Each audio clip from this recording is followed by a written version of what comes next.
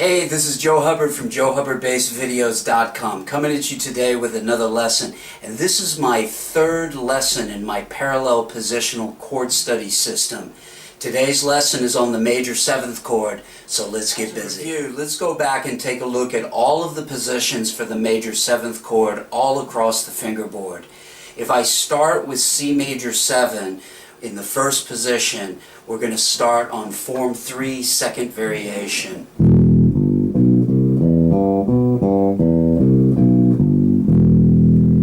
If I then move it up, it's going to be from form 5.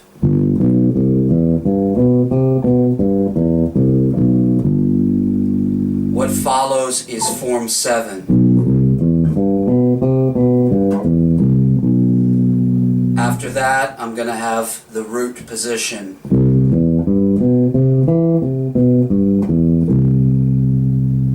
Following that, I'm going to have form 3, first variation.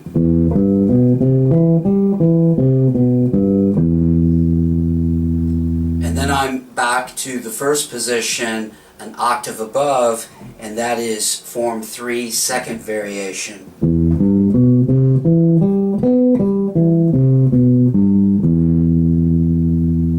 Okay, now go review that, and when you come back, we're going to get into the new stuff. The previous lessons, what we want to do with the major 7th chord is isolate it within each singular position across the fretboard. Then what we want to do is play this through the cycle of fourths, so this will enable us to play all the major 7th chords in all the different keys within each position. So if I start at the first position with a C major 7th chord, it's going to start on form 3, second variation.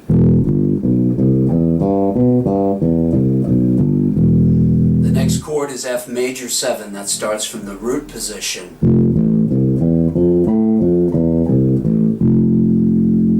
What follows is B flat major 7 from form 5.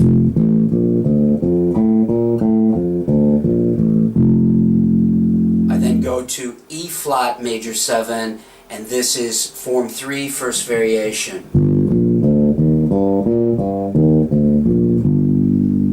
This takes us to A flat major 7, and it's form 7.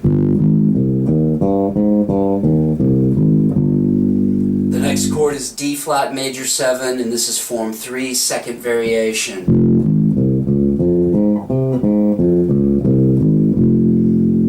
We're now at F sharp major 7, and this is from the root position.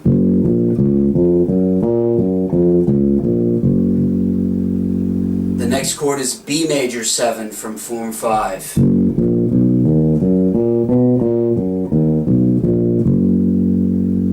We now have E major 7, and this is 3, first variation.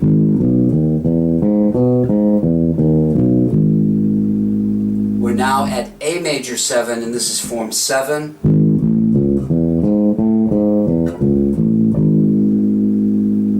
This takes us to D major 7, and this is 3, second variation.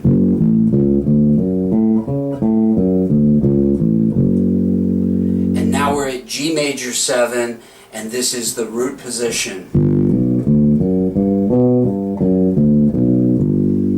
Okay, we've gone completely through the cycle. We're now going to start at C major 7 from the second position. So go practice this, and when you come back, I'll show you the second position. Starting position 2, and this starts on C major 7 from form 5.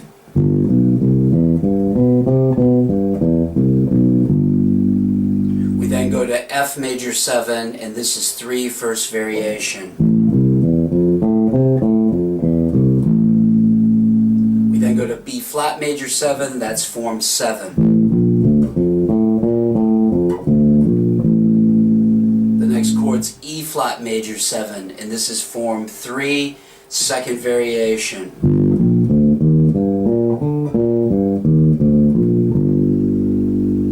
The next chord is A flat major 7, and this is the root position.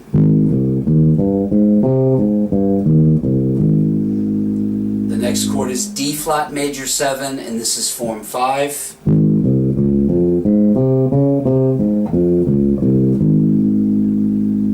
F sharp major 7 is next, and this is from form 3, first variation.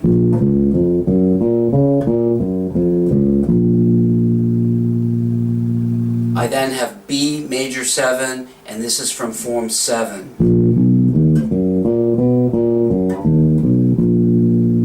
The next chord is E major 7, and this is form 3, second variation.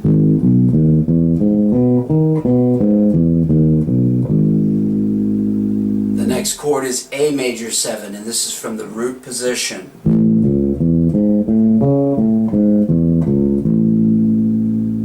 We now have D major 7, and this is form 5.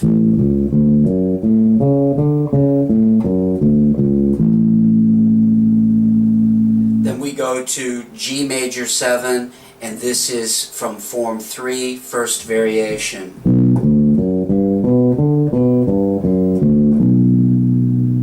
We've now gone through the cycle in its complete form. When we come back, I'm going to show you position 3. We start at position 3 with C major 7. It's going to start at form 7.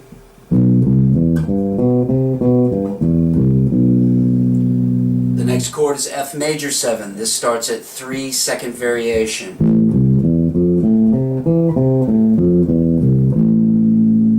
We then go to B flat major 7, which is the root position.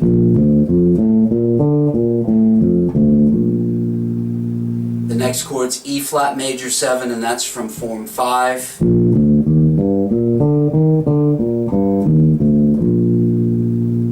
We then go to A flat major 7. This is 3, first variation.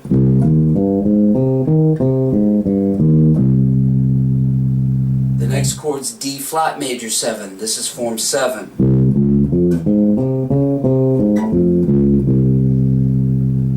We then go to F sharp major 7, and this is form 3, second variation.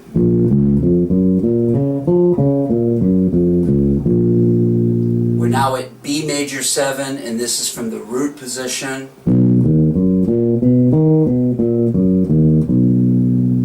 The next chord's E major 7 from form 5.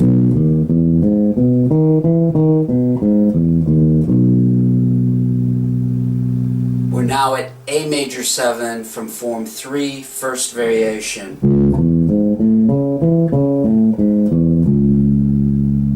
The next chord's D major 7, and that's form 7. And now we're at G major 7, and this is form 3, second variation.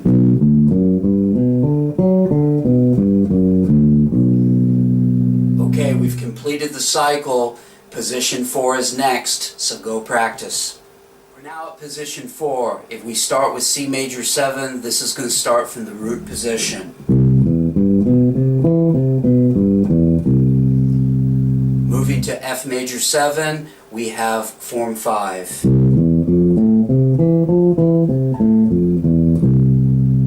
We then go to B flat major 7, and we have form 3, first variation.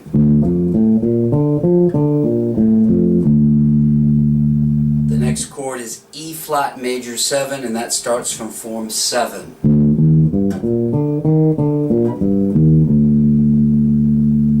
A flat major 7 is the next chord, and we start from 3, second variation.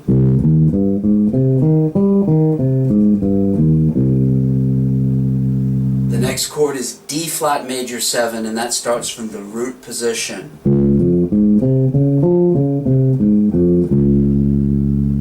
The next chord is F sharp major 7, and that starts from form 5.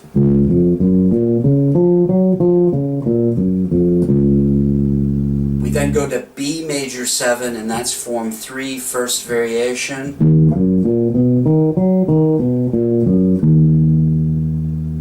The next chord is E major 7, and that starts from 7.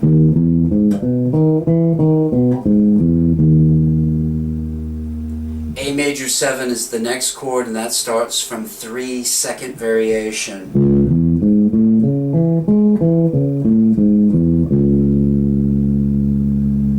Then we we go to D major 7, and that starts from the root position.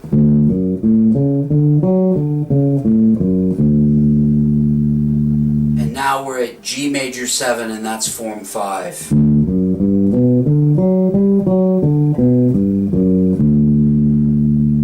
Okay, we've completed the cycle again. We've now moved our way up to position 5. Go practice this, come back, and we'll do position 5. Position 5, if we start with C major 7, it's going to start from form 3, first variation. We then go to F major 7, which starts from 7. B flat major 7 starts from 3, second variation.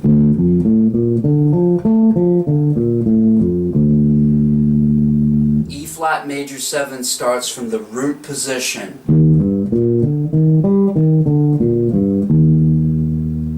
A flat major 7 starts from form 5.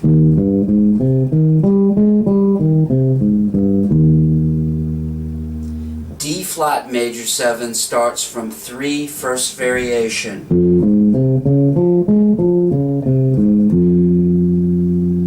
F sharp major 7 starts from 7.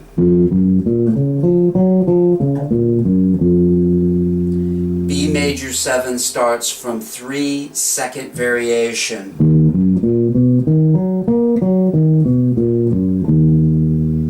E major 7 starts from the root position.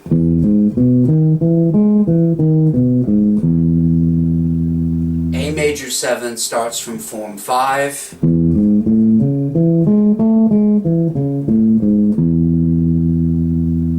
D major 7 starts from form 3, first variation.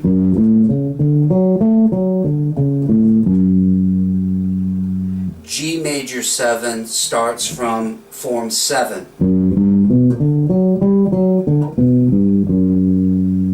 Okay, the cycle is completed again, so we've now done all 5 positions.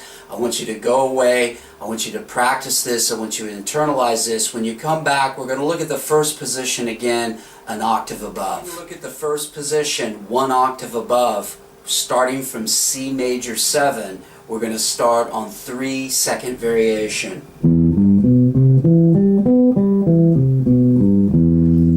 F major 7 is from the root position.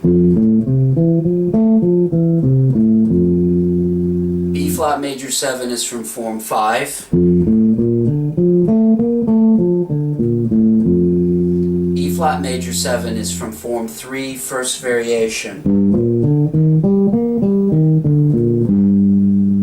A flat major 7 is from form 7. D flat major 7 is from form 3, second variation.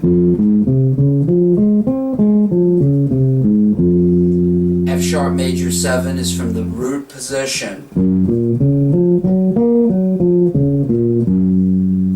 B major 7 is from form 5.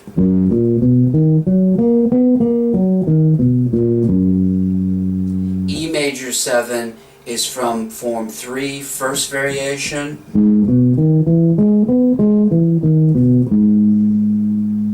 A major 7 is from form 7. D major 7 is from form 3, second variation.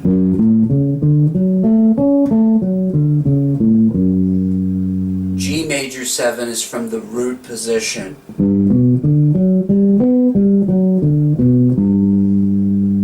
Okay, now I want you to go away and practice all this material. Really internalize this stuff.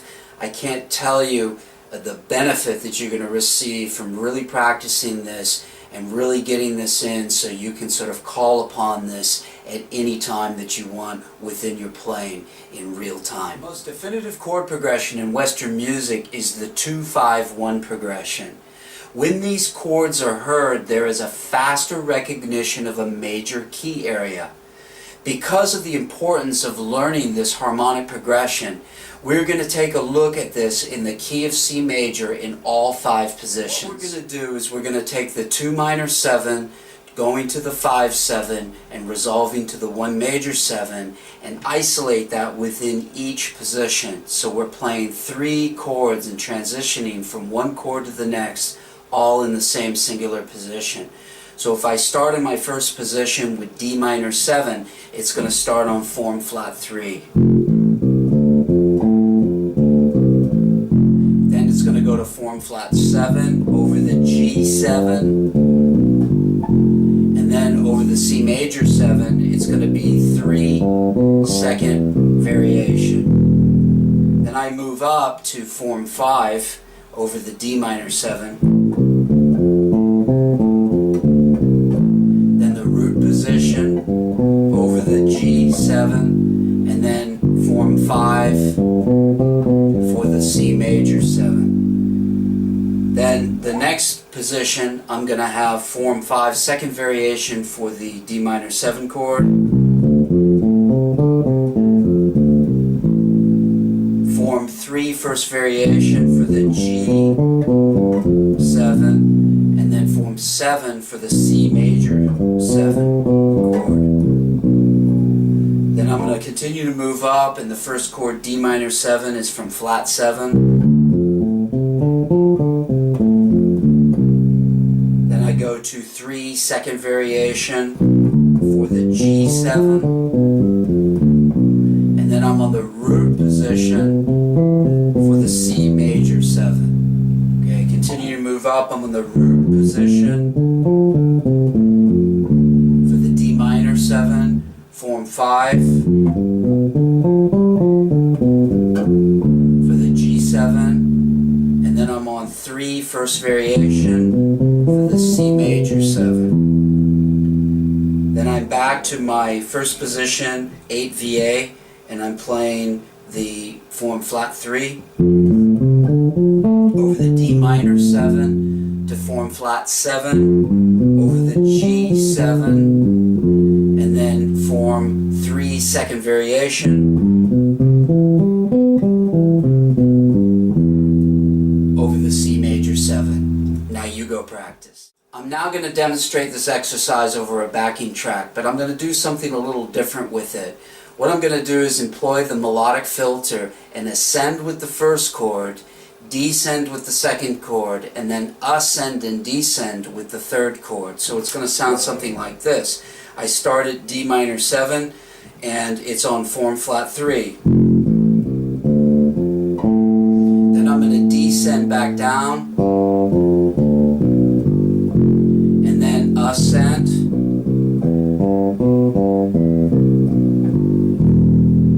up and down the C major 7 chord. Then when I go up to the next form, I'm on D minor 7, and then I'm going to descend back down to the G7, and then I'm going to ascend and descend on the C major 7. As I move up further, D minor 7, and then descend back down on the G7, and then I'm going to ascend and descend on the C major. And then I move up another form, start on the flat 7 with the D minor 7, descend back down the G7, and then ascend and descend on the C major 7. I go up to the root position of the D minor 7 chord, I ascend, descend back down the G7, and then I'm going to ascend and descend on the C major 7 chord. I'm then up to my first position, 8 VA, I ascend, descend back down the dominant chord, and then ascend and descend on the C major 7 chord. What you will hear subsequently after I finish playing this exercise is a backing track of your own that you can play along to. Now remember to employ the 95-5 rule when playing along to backing tracks, drum machines, and metronomes. And what I mean by this is that you want to spend 95% of your time working on attributes and skills required to play the music that you want to play. You then play 5% of the time devoted to trying to replicate the performance scenario. This is playing along with backing tracks, drum machines, and metronomes.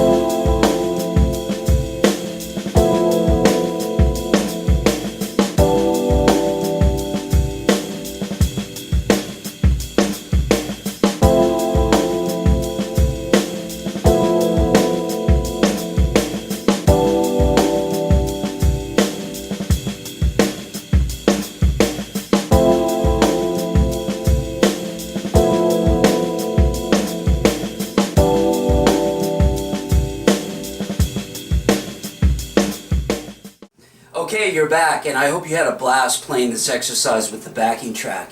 If you find that playing with the track is too demanding, then keep practicing the exercise until you feel comfortable. That pretty much concludes today's lesson, but let me outline a few objectives and outcomes before we go. After studying the concepts in this lesson, these are the main points that we covered.